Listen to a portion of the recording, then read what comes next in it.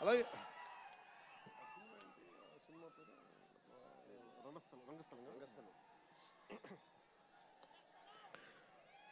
రంగస్థలం గురించి సుకుమార్ గారి డైరెక్షన్లో రంగస్థలం నాకు నటన చూసి ఇతనికి బెస్ట్ యాక్ట్ అవార్డు రావాలని మనస్ఫూర్తిగా అనిపించింది. అంటే అంత గొప్ప పెర్ఫార్మెన్స్ చేశాడు.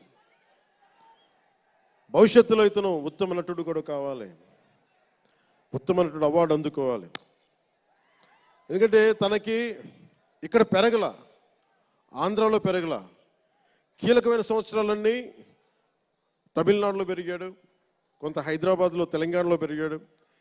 ఇక్కడ గోదావరి జిల్లాల తాలూకు భావాలు, కల్చరు ప్రత్యక్షంగా ఎప్పుడు చూడాల.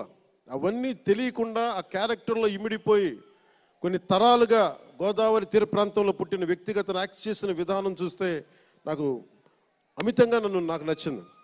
అంటే అంత గొప్ప నటుడు ఉన్నాడు. చిరంజీవి గారి వారసుడు అలా కాకపోతే ఇంకెలా ఉంటాడు?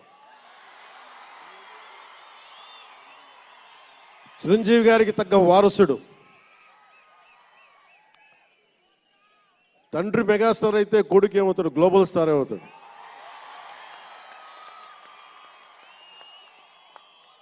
చిరంజీవి గారిని ఎందుకు అంటే ఎక్కడ గుర్తు పెట్టుకోవాలంటే, అంటే నాకు మా అన్నయ్య అంటే ఎందుకు గౌరవం,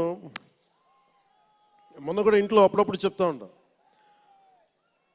ఆయన ఒక మొగల్తూరు నుంచి వచ్చిన వ్యక్తి, ఎవరు ఆధారం లేరు. మీరు ఇంతమంది లక్షల మంది ఇక్కడ ఉన్నారు, జనం ప్రజలందరూ ఉన్నారు. మనకు ఎవరో ఒకరు ఉండాలి అని అనుకోకర్లా, మీకు మీరే ధైర్యం. మీరు అనుకుంటే మీరు సాధిస్తారు.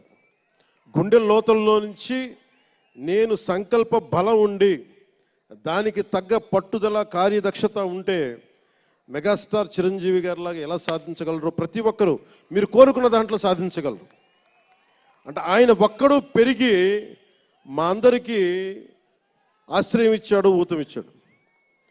ఆయన ఊతం వల్లే నేను ఈ రోజున మీ అందరికీ కూర్చొని మారుమూల ప్రాంతాల్లో భయపడడానికి, అందరూ భయపడే రోడ్లకి వెళ్ళగలుగుతున్నాను, రోడ్లు వేయడానికి. అంటే ఆ మూలాలు చిరంజీవి గారు మాకు నేర్పించింది.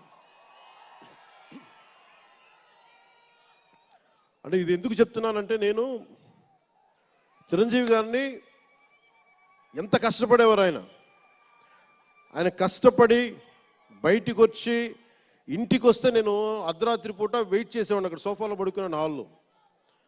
మా అన్నయ్య గారు ఎప్పుడు వస్తారు, ఆయన ఎంత కష్టపడేవారంటే కనీసం వచ్చి షూలు ఇప్పుకోవడానికి అసలు శక్తి ఉండేది కాదు.